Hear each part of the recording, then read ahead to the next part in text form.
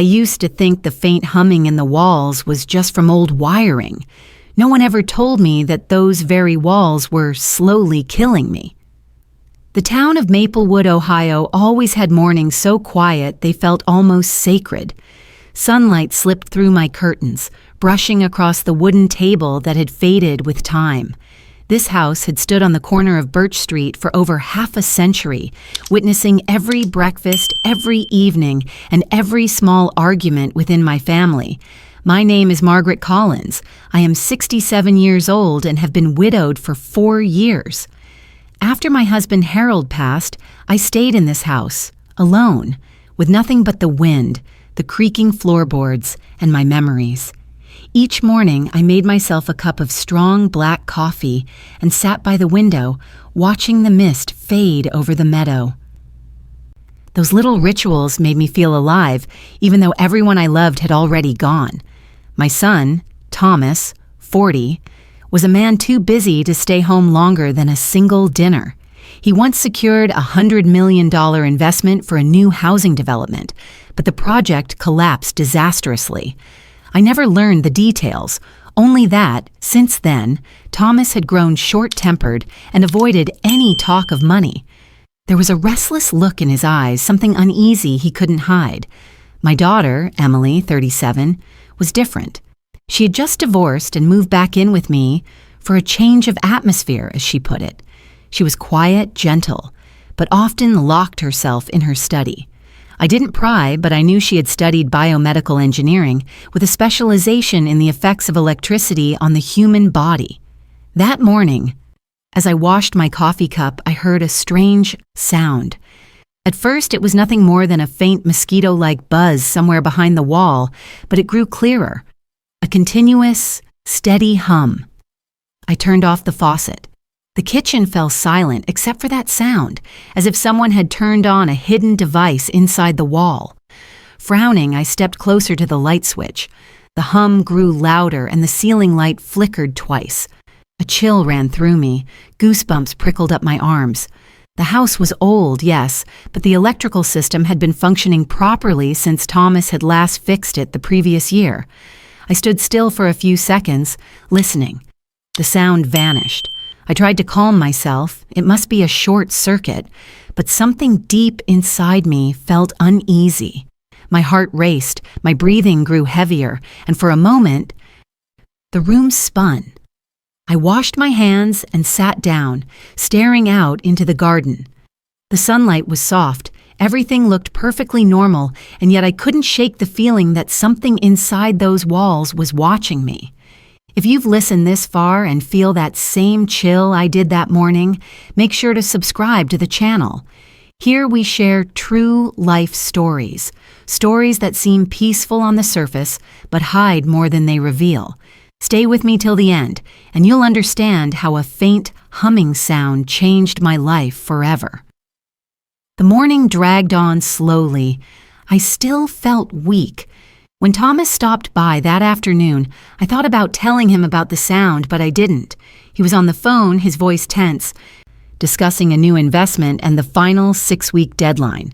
I quietly returned to the kitchen and looked around. Since Harold's death, every object in this house had carried meaning. The table he fixed, the clock he hung. But now I have realized that the most familiar things could also become the ones you fear most. Then I heard it again, this time louder, coming from the stairs leading to the basement. I stood up, ready to check, but froze. A strange intuition rose inside me. I didn't know it then, but that very morning, with its soft sunlight, dark coffee, and faint humming in the wall, marked the moment when my peace began to fracture. I couldn't sleep all night. The hum returned, sometimes near, sometimes distant, as if the house itself was breathing. The next morning, I decided to call Maple Energy, the electric company that had installed the wiring decades ago. Just as I picked up the phone, Thomas walked into the kitchen. His shirt was wrinkled, and he was holding a takeaway coffee cup. "Who are you calling, Mom?" he asked. "I was going to call Maple Energy to check the wiring," I replied, trying to sound calm. Thomas slammed the cup down on the table, splattering a few drops. Don't call those guys. They'll overcharge you. I know someone who's cheaper and better. I hesitated. Who? Jack Warren, he said quickly, glancing away. Worked with me on a project a few years back. He's good. I'll have him come by tomorrow. I wanted to ask more, but Thomas was already grabbing his car keys. Don't touch any switches yourself, okay? It's dangerous. He left, the door closing hard behind him. The whole afternoon, I couldn't focus. The hum seemed to echo in my mind, mixed with Thomas's words. Don't call those guys. I didn't understand why that made me uneasy. Having someone he knew should have been reassuring. The next morning, right at 8, the doorbell rang.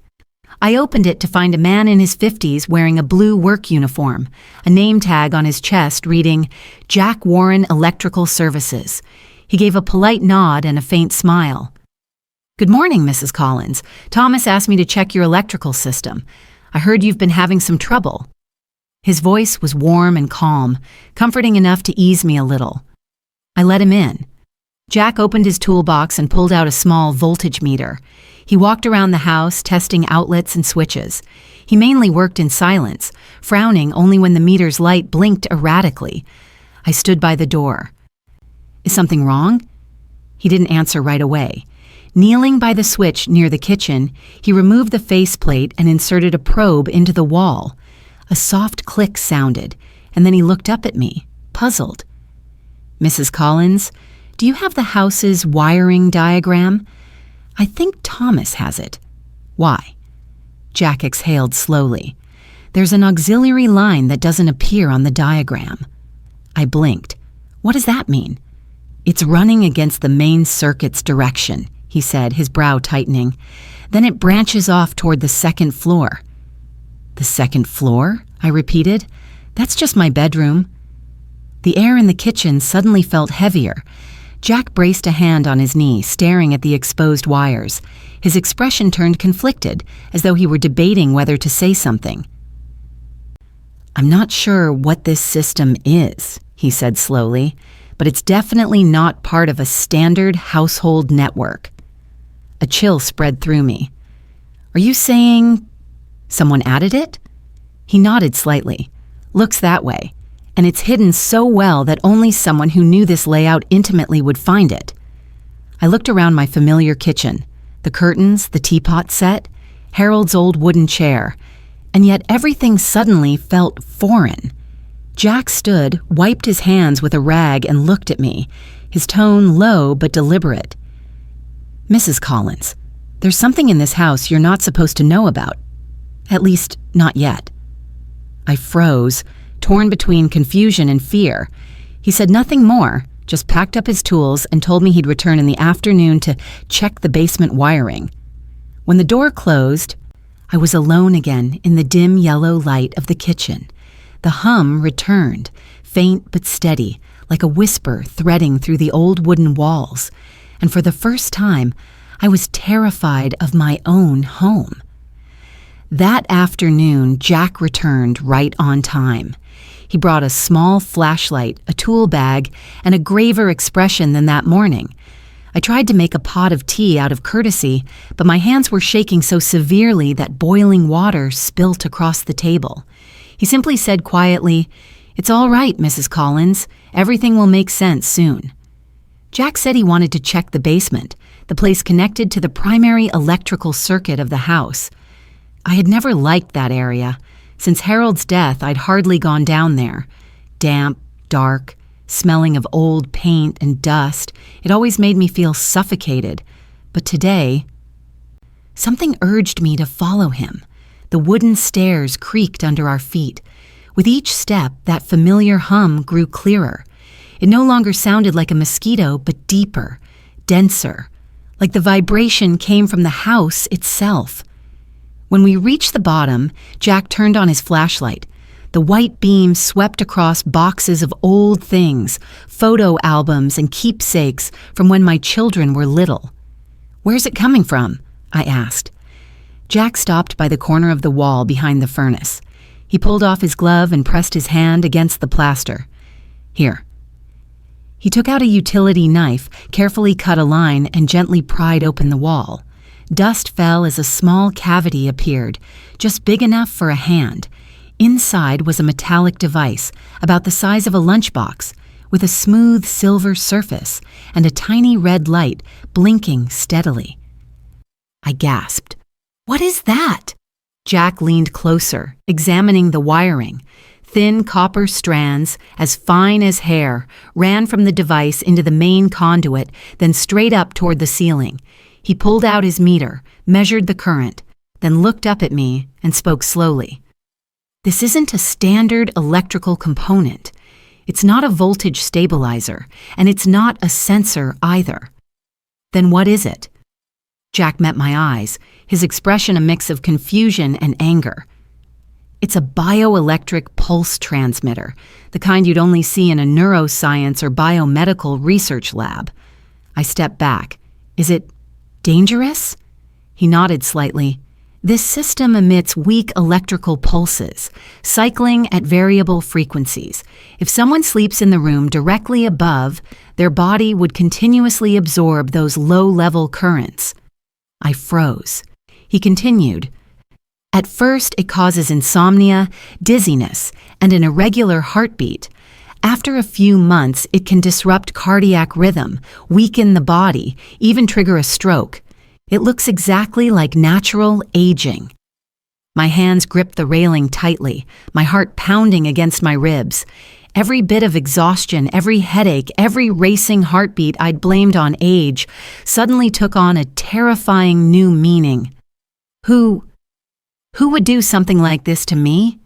Jack shone the flashlight upward, his beam tracing the wires that disappeared into the ceiling. Someone who understands how the human body reacts to electricity, and someone who knows this house well. I leaned back against the cold wall, trying to breathe, but my lungs felt as though they were being crushed. The once familiar basement now felt foreign, as cold and hostile as a torture chamber. Jack stepped closer, his voice lower. "Someone wants you to look like you're aging rapidly or dying naturally." I broke down, tears streaming down my face. No one would ever want to hurt me.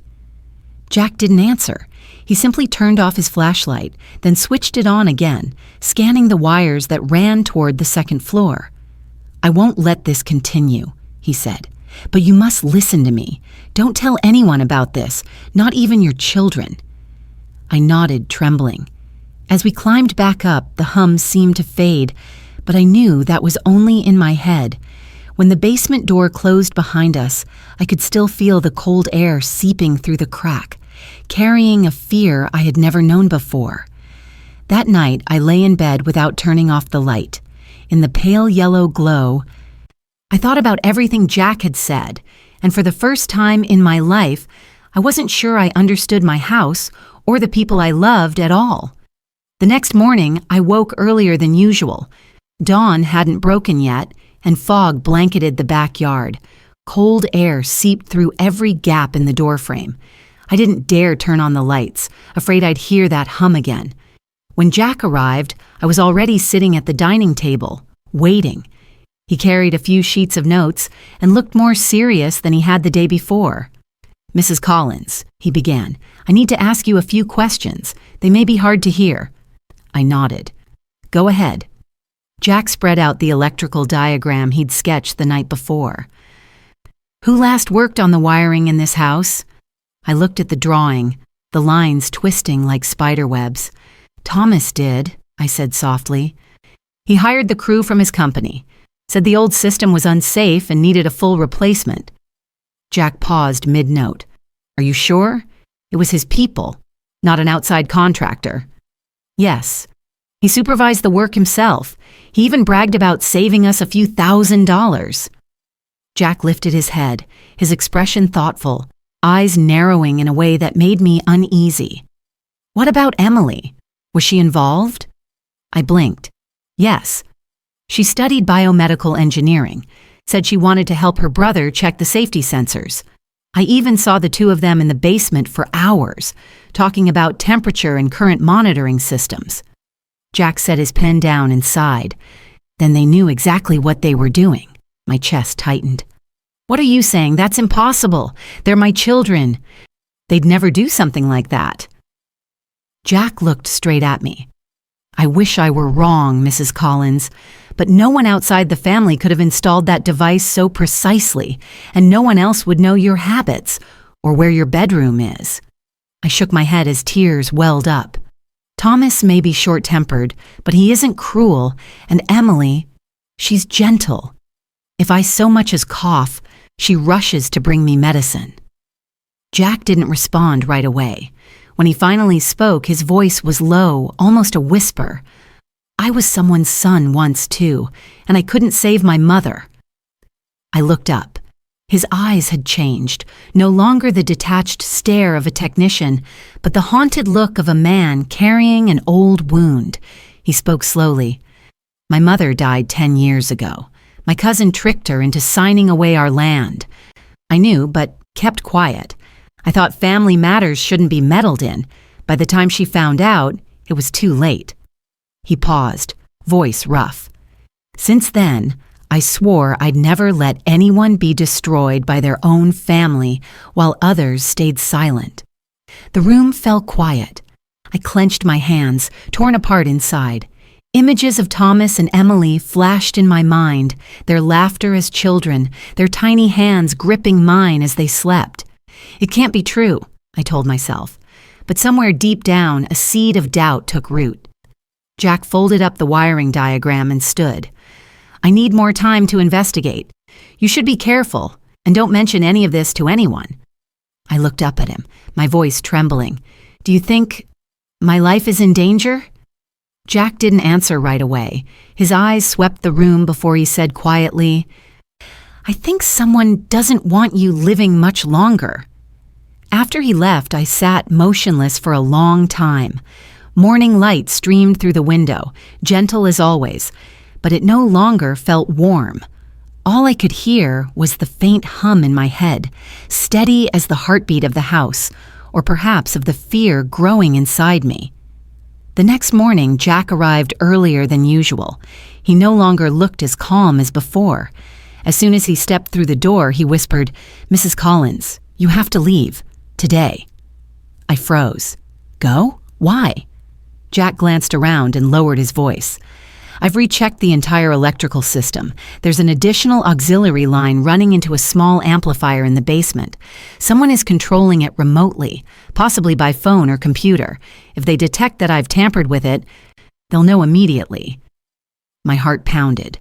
Where do you want me to go? Just leave temporarily, he said. Take important documents, your medication, some cash. Don't tell anyone, not even your children.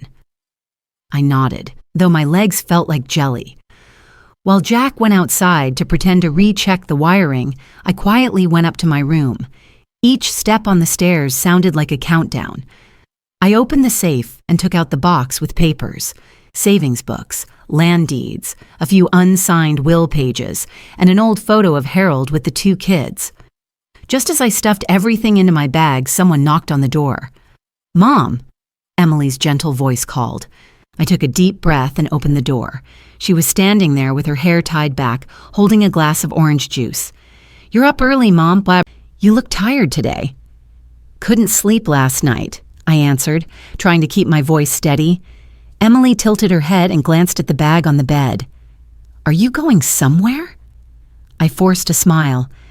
I'm going to visit an old friend in the neighboring town, just to get a change of scenery. Leaving today?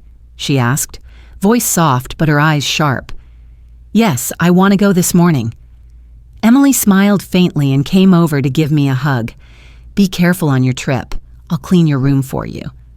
When she left, I stood frozen for a few seconds, my heart racing. I knew that smile wasn't entirely harmless. I carried the bag down to the kitchen, where Jack was crouched under the sink, pretending to tighten a bolt. He nodded subtly when he saw me. Go straight to your car. I'll handle the rest. I hurried out. The sunlight outside made me squint. After the door closed behind me, I heard the familiar hum again, long and slow like a warning. Jack stayed behind at the house, continuing his electrical repairs. In reality, he was filming the device, remeasuring voltages and planting a small recorder under the kitchen table. A few hours later, when Thomas returned, the conversation between him and Emily was captured in full. "How much longer until it's done?" Thomas asked. "Not long. When Mom signs over the land, we can call back the investors and secure new funds. Exactly $100 million as planned," Emily replied. "Just need her to sign," Thomas said quietly. "If not, we have other options." That afternoon, Jack came to find me at the motel off Highway 14. The small room smelled faintly of bleach and the curtain was faded. When I saw him, I stood up, my hands still shaking. "It's okay," he said. "I have proof. They can't deny it." I only asked softly, "What about my house?" Jack looked out the window and said slowly, "That place is no longer safe, Mrs. Collins, but I promise, we'll get to the bottom of this." That night I sat on the bed in that strange room clutching the bag of papers. Outside, the sound of cars on the highway mixed with the wind, steady and cold. For the first time, I truly understood what it felt like to have to flee from your own home. Night fell, and rain pattered on the motel's tin roof. I sat on the bed, holding the bag of documents as if it were the only thing keeping me tethered to life. The TV hissed out an old news broadcast, but my mind was blank. Around 8 o'clock, the phone rang. I looked at the screen. Jack Warren. His voice was low and strained on the line.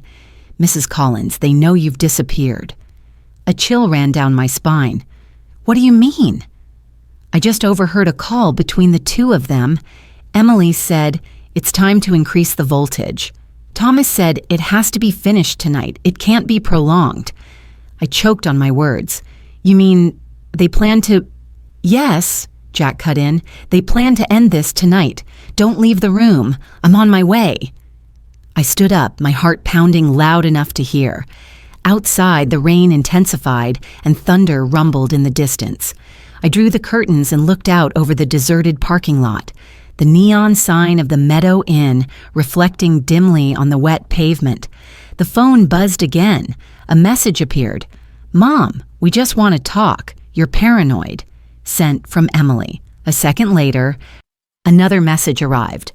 "I'm nearby. Don't be afraid. Come outside. I'll take you home." My hands trembled as I held the phone. My daughter's voice in my head was gentle and familiar, like the times she called me down for breakfast. I almost believed her. I almost opened the door. Then I remembered Jack's words from the day before. "The people who love you would never make you feel afraid in your own home."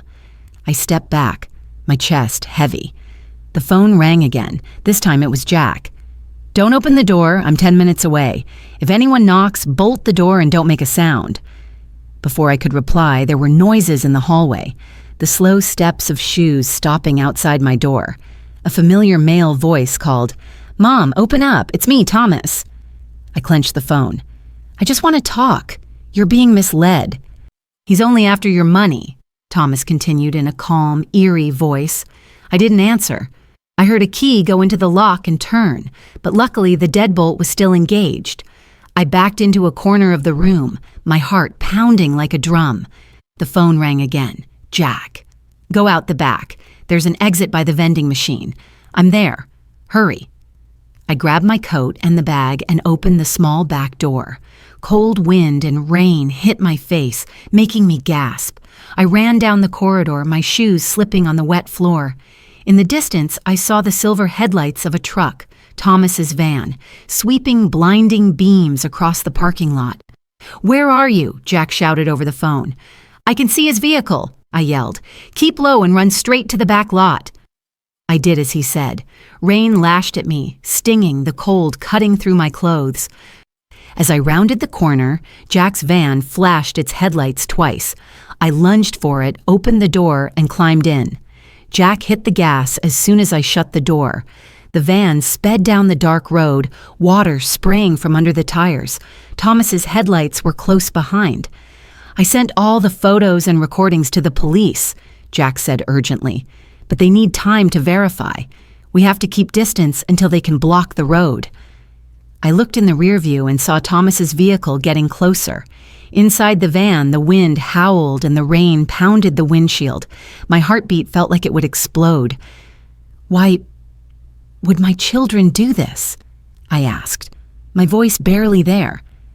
Jack kept both hands on the wheel, eyes fixed on the road. "For money. I heard them talking about selling the land to recover that $100 million investment. They expected you to sign, but you didn't." Ahead through the rain, red and blue lights suddenly flashed. Jack eased off the gas and said quietly, "The police are here." 2 patrol cars blocked the road, their lights blazing in the rainy night. Jack stopped and signaled. Behind us, Thomas slammed on his brakes, but it was too late. Another squad car cut off his turning route. I saw my son in his vehicle, his face as cold as stone. Emily sat beside him, talking on the phone. Officers approached and ordered them out. Jack turned to me, his voice soft. "Stay calm. This is almost over." Through the glass, I watched an officer open Thomas's door. When he bent down to inspect, a small metal box fell to the floor, identical to the device Jack had found in the basement. Officers picked it up, exchanged quick words, and called for backup. Another officer pulled a notebook from the back seat, pages filled with numbers, voltages, and a scrawl that read, "Plan Sewite. Sell land final phase." I could no longer stand. The room spun. Thomas was handcuffed. Emily collapsed into sobs, but those tears no longer persuaded me. I heard Jack tell the officer in a decisive voice, "These are the 2 people Mrs. Collins trusted most." The rain continued to fall, and police lights reflected across the slick road. In that moment, I realized this night wasn't only my flight from death, it was my escape from the illusion I'd held about the love of my family. 6 months after that rainy night, the trial finally began. I sat in the front row among strangers as the names Thomas Collins and Emily Collins were called before the Maplewood County Court. The large room, painted gray, smelled thickly of damp and old paper. I felt as if I had no strength left to breathe, but I had to remain seated for justice and for myself. Jack sat in the witness row. He nodded to me as he passed, his gaze calm as always, except now there was a trace of sympathy in it. Thomas's lawyer tried to argue that he had been under financial pressure after losing the $100 million investment, that it was merely a technical experiment gone wrong. Emily's attorney claimed that she had been coerced, was afraid of her brother, and only assisted with technical checks. I listened. Each word felt like a knife, not because I was angry, but because they continued to search for excuses, despite the truth being clear. Jack had provided photos, recordings, the notebook of voltages, and a recorded exchange that included a confession. There was nothing left to deny. The prosecutor read the verdict in a clear voice. Defendant Thomas Collins is sentenced to 25 years in prison, with no parole for the first 15 years. Defendant Emily Collins is sentenced to 18 years in prison for conspiracy and premeditated attempted murder. The courtroom fell silent for a few seconds. Only the rustle of paper and the scratch of pens could be heard. I sat motionless, neither crying nor trembling. My mind was empty. I had thought that when this day came, I would scream, that I would ache and ask, why? But I did not. I simply sat there, hands clasped together, thinking. My tears had dried before they were even arrested. When the officers led Thomas past, he glanced at me briefly, not with remorse, only exhaustion. Emily bowed her head, her shoulders shaking. I could not tell whether it was tears or fear. Whatever the feeling, I no longer recognized my children. After the trial, Jack drove me home. We spoke not a word the whole way. Only when we passed open hills where the wind swept across the dry cornfields did he speak softly, "Would you like to leave Maplewood?" I turned to him. "Leave? There are too many sad memories here. I have a friend in a small town near Lake Erie. Fresh air, quiet. I think it would suit you." I did not answer immediately. It took me a few days to agree. Perhaps because I had nothing left tying me to this place. The house sold, my family gone, only the walls that almost killed me remained as a memory. Erie was a small town right on the lake. Each morning, mist covered the water, and small waves lapped against the rocks. I rented a small 2-room house with a kitchen and a window that looked straight out over the lake. Jack helped me move and came by on weekends. He fixed a few things, brought jars of paint because I said I wanted to try painting again. I had studied art in my youth, but I gave it up when I started a family. Now, every time I put a brush to canvas, I feel a little lighter. In the afternoons, we often sat on the porch, drank tea, and watched the sunset over the lake. The wind here was gentle, the waves small, like a steady heartbeat after a storm. Jack spoke little, so did I, but sometimes, in that silence, there was an understanding that needed no words. Once I asked him, "Do you ever get tired of seeing so much evil?" He answered, "Yes, I do, but whenever I help someone to stand again, I remember my mother, and I feel it was worth it." That answer left me silent for a long time. One afternoon while painting, I realized that the golden sunlight on the lake was exactly the same hue as the sunlight in my old Maplewood kitchen. But this time, I did not feel afraid. I put my brush down and smiled, not because I had forgotten, but because at last I could look back without trembling. I still remember the faces of my children in the photograph. I did not erase it or burn it. I left the framed photo on my desk to remind myself that love can become warped when it is not upheld by compassion and respect. Loss never entirely disappears. It lies quietly within you, like the lake, calm on the surface, but deep. And perhaps, as long as I live, I can choose to view it in a gentler light. More than a year has passed since the trial ended. Now I live in Erie, in the little house by the lake, with the sound of waves and the salt-scented air each morning. My life is simple to the point of strangeness. A cup of tea, a few unfinished paintings, and occasionally the familiar knock of Jack Warren bringing the newspaper. We rarely talk about the past, perhaps because we both understand that some memories, if touched, only weigh the heart down further. Sometimes he asks, "Are you sleeping better?" I smile. Yes. Since moving here, I haven't heard the hum in the walls. At night, I often sit by the window, looking out over the still water. Sometimes the wind stirs, making a faint murmur, but now I do not fear it. I hear it as a quiet reminder that I survived, that I walked through what seemed impossible. I have come to understand something everyone should remember. Family is not only where you are born, but where you feel safe. The people who genuinely love you will never make you afraid in your own home. I used to believe that blood ties were an unbreakable bond, but now I know they must be preserved through kindness, listening, and respect. When those things are lost, family can become distorted. Just as my old house had become the most dangerous place I knew. Each afternoon in Erie, I go out on the porch. Jack reads the paper while I paint. Sometimes we say nothing, and that silence is a relief. He always says, "To live is to find peace with what remains." I think he's right. Once I received a letter from the prison. It was from Emily, just a few short lines. "I'm sorry, Mom. I let ambition overshadow love. I hope you are well." I read it and folded it away. I'm not sure yet if I can forgive.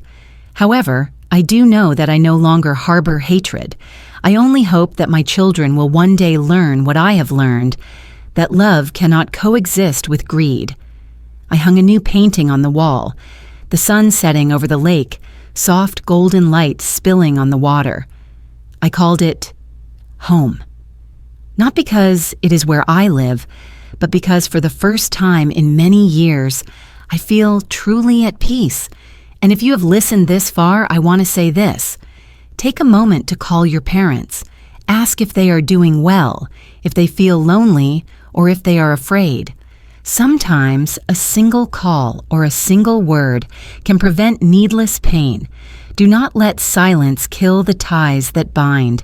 And if stories like this make you reflect, if they make you want to believe more in kindness and justice, subscribe to the channel so you can join me in hearing more stories about people, faith, and the value of true love. After all, we are all searching for a place we can call home, a place without fear, filled only with peace and the warmth of human kindness.